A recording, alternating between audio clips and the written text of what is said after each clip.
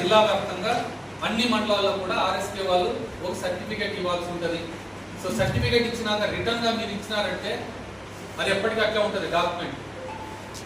So అందుకే అంత serious గా చెప్పాను. దయచేసి ఇది ఫస్ట్ స్కీము. సో ఈ స్కీముకు సంబంధించి ఇప్పటి వరకు ఉన్న గైడ్ లైన్స్ అయితే 5 ఎకరాల లోపల ఉన్న సన్నకారు రైతులు, చిన్నకారు రైతులు, ఎస్సీ రైతులు వీళ్ళందరికీ కూడా 90% సబ్సిడీ ఇవ్వడం జరుగుతుంది.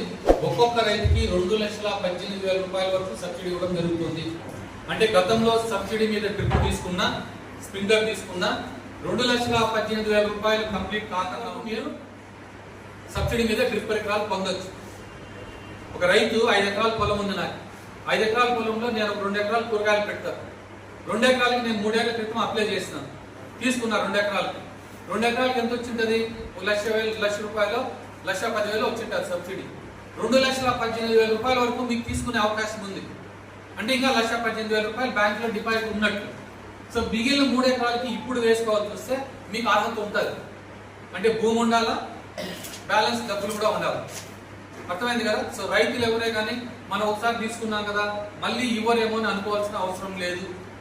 2,18,000 రూపాయల వరకు 5 ఎకరాల లోపల ఉన్న రైతాంగం ఎప్పుడైనా సబ్సిడీ మీద తీసుకోవచ్చు. ఇది ఒకటోది. రెండోది, ఈ 5 ఎకరాలు అనే నిబంధన కూడా భార్యాభర్త ఇద్దరి పేరు మీద ఉన్న భూమి విస్తీర్ణానికి సంబంధించి కాదు.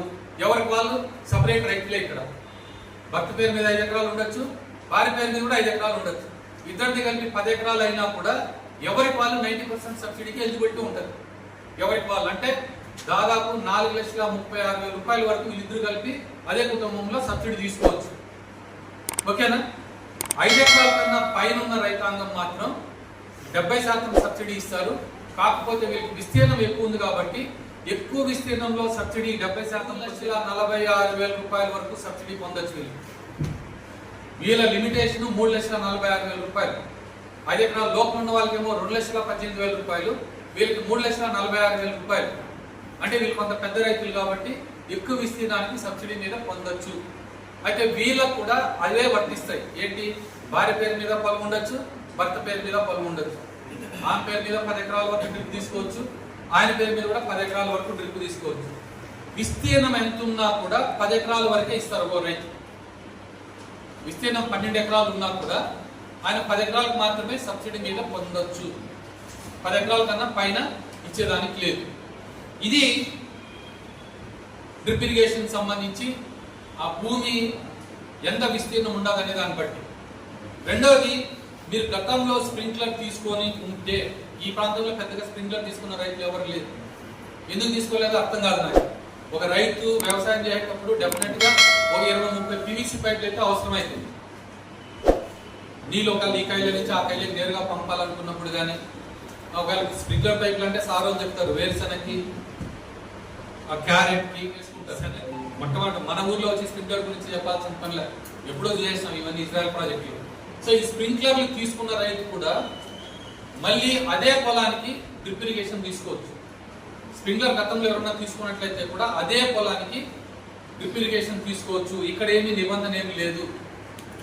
సో ఈ స్ప్రింక్లర్ పైపు నా ఉద్దేశంలో అయితే నిజంగా ఒక 5 ఎకరాల పొలం ఉన్న రైతుకి PVC పైపులు డెఫినెట్ గా 20-30 పైపులు ఉండడం చాలా అవసరం. స్ప్రింక్లర్స్ లో ఉన్న గుణం ఏంటంటే పైపులు కనెక్షన్ పెట్టుకోవచ్చు, నాజిల్స్ ఇస్తారు. నిజంగా మీరు వేరుశనగ పంట కానీ శనగ కానీ అలా పంటలు పెట్టుకుంటే స్ప్రింక్లర్సే ఆడించుకోవచ్చు. అలా కాకుండా ఎక్కడికైనా మన బోర్ నుంచి కొంత దూరం నీళ్లు తీసుకెళ్లాలంటే ఈ పైపులు అప్పటికప్పుడు కనెక్షన్ పెట్టుకొని నీళ్లు తీసుకెళ్లొచ్చు. సో ఈ స్ప్రింక్లర్ పైపులు ప్రతి రైతుకి కూడా కనీసం 1 యూనిట్ అవసరం ఉండే ఉంటుంది.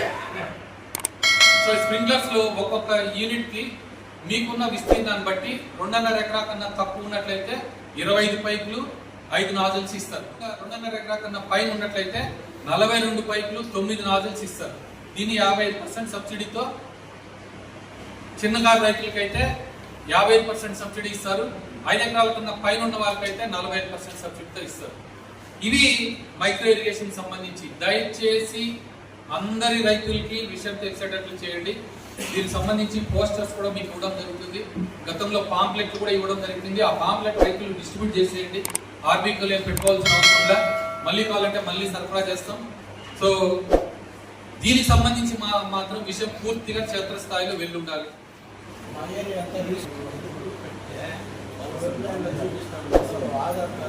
వాళ్ళ సర్వే నెంబర్ మొత్తం రిస్టోర్ చేయండి.